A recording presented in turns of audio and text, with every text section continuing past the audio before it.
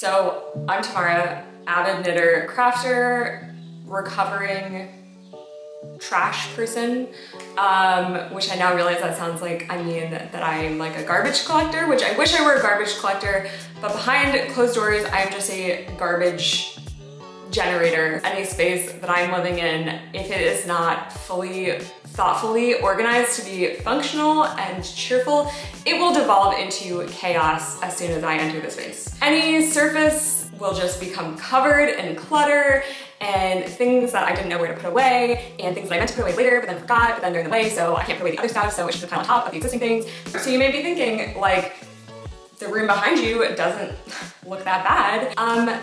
That's because I'm living in the future. This is the after of my craft room that I'm in right now. Apologies in advance for the borderline jump scare that is about to be the before photo, but this is what it looked like before.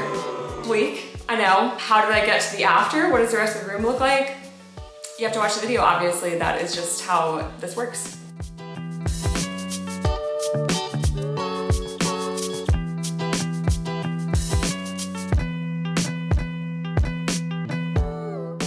So here is the overall plan. So first, I need to clean out space in the closet so that I have room to put away all of the yarn and knitwear that's like exploded. Next, I need to go through and organize all of the knitting machine accessories and manuals. Next, I need to go through and remove the furniture that doesn't make sense in here. The second desk in here is literally just a surface for junk. And then also the swivel chair at the knitting machine doesn't make any sense because you have to like put pressure to move the machine back and forth, so then you just like slide around on the floor. So let's get rid of that. Next, I want to repaint, brighten things up. Next, I'm gonna rearrange the furniture. So I know that I need to add some storage for the knitting machine accessories and then also some storage for yarn. And then I have a couple of chairs that I'm getting for my friend after she moves. And then lastly, since changing the wall color, I think kind of removes a little bit of the warmth from this room. So I want to add it back and get some coziness by adding some warm lighting, a warm colored rug, and some plants to just like cozy things up. So basically the overarching goals are make this space functional and a little bit cheerful to be in, and do it with as little money and effort as possible. So hopefully this works out.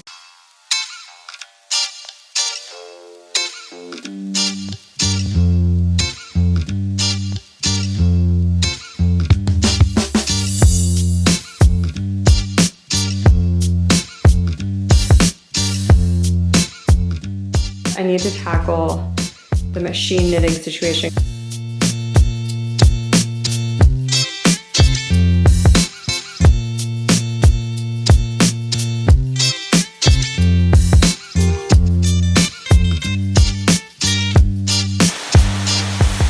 Holy shit, I'm so sweaty.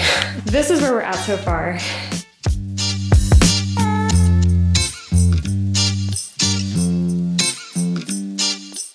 This is a lot of work for now, so I think the next steps are I want to paint the walls white, the like beautiful, lovely view. But when it actually focuses, you can see these walls are like a very, very navy teal almost, which I think is nice for like a bedroom, for an office and a workspace. It's just too dark in here. And then I need to get some kind of storage situation, shelves or something to handle all of the like accessories for the knitting machine. I have some extra shelves from downstairs from like a bookshelf that was in my old apartment. So I think that maybe I can use those as just some like sort of open shelving for now, but I might wait to set those up until after I've painted and stuff like that. Painting day. I got no other words to swap in, but it's pouring out. I thought about waiting until it's not pouring all week, but it's what it's summertime, you know? I just moved all the stuff that I organized out of the room, moved the knitting machine. Now I'm gonna vacuum the baseboards, tape some shit up, and paint the walls. So I got some painting supplies. Guy at East Hardware helped me pick them out, and I got a white color because this room is just such a dark hole of a room because it gets no natural light, or at least very, very early morning, which is not when I'm awake. And I just want it to be brighter in here. So I hope that that helps. This is my first time painting a room by myself. We'll see how it goes.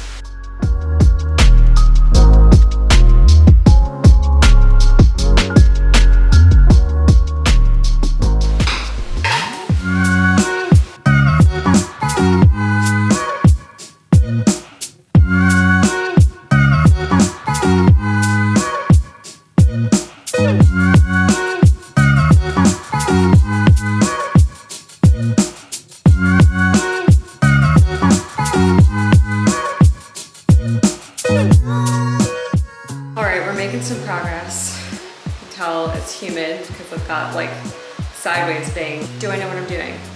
No. Did I call my mom to ask for advice partway through painting?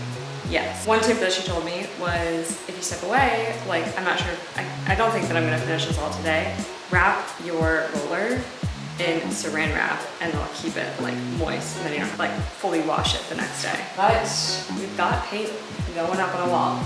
Definitely gonna need a second coat. I did also immediately spill paint on the drop cloth and then step in it and then track it onto the wood floors, but a wet towel helped.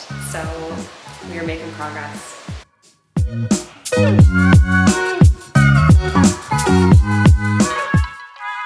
The painting is done. It already looks so much brighter in here.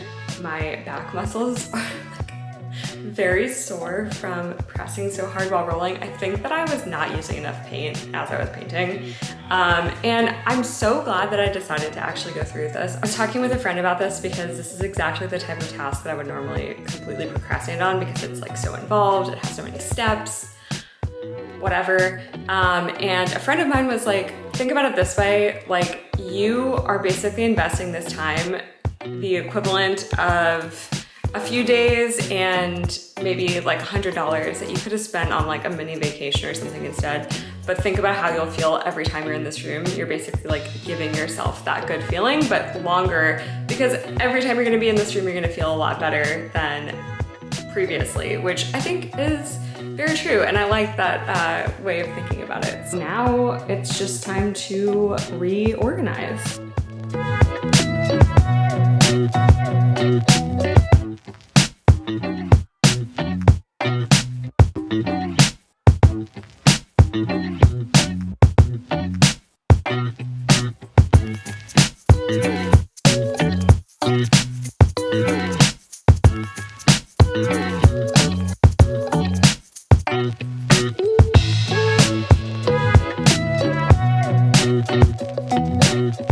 So let's talk about yarn storage. I got a ton of yarn from my friend. I need a place to store it. I've looked online, I found a ton of inspiration online that is like amazing and artistic and like cheerful and very cool to see all of your yarn. But I really don't like the idea of having yarn just out in the open because it can collect dust. It can also attract like beetles and moths, but I like the idea of being able to actually see the yarn. So I'm looking, I think, for things that have glass front because that way it's closed off and protected, but you can still see it and like get inspired by it. Sadly, I didn't find any within my budget while I was looking on Facebook Marketplace doing this makeover, but I'm keeping an eye out and I'm just gonna keep looking.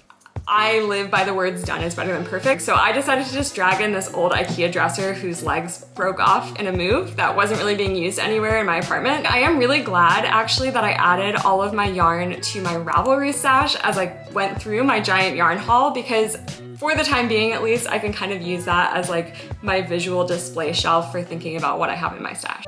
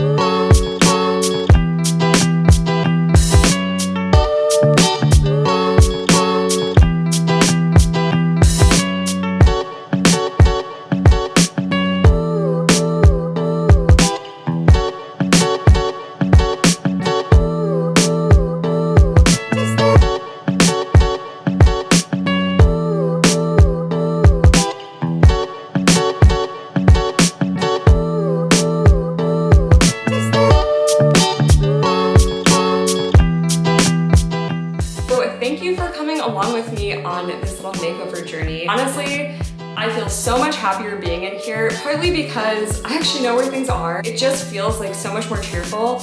I feel way more motivated to actually learn how to use a knitting machine now that I know where all of the pieces are and I know that they're easy for me to grab and keep clean. Having thoughtful organization, I think, just helps you more sustainably no longer be a trash person like I used to be. So I've been working here way more than I used to, and I actually saw a little tiny green hummingbird flying around a tree right outside of the window while I was working at my desk. So that has gotta be a positive omen, right? Like, this is the start of my new, maybe enchanted life. Power of a makeover, right? Anyway, if you like this video, I super appreciate any support with like a like or a comment. And if you're not a subscriber, I guess we already hung out this whole time, you might as well subscribe. I would love to hang out with you again, and I'm so excited to show you all the projects I'm gonna be working on in this room from now on.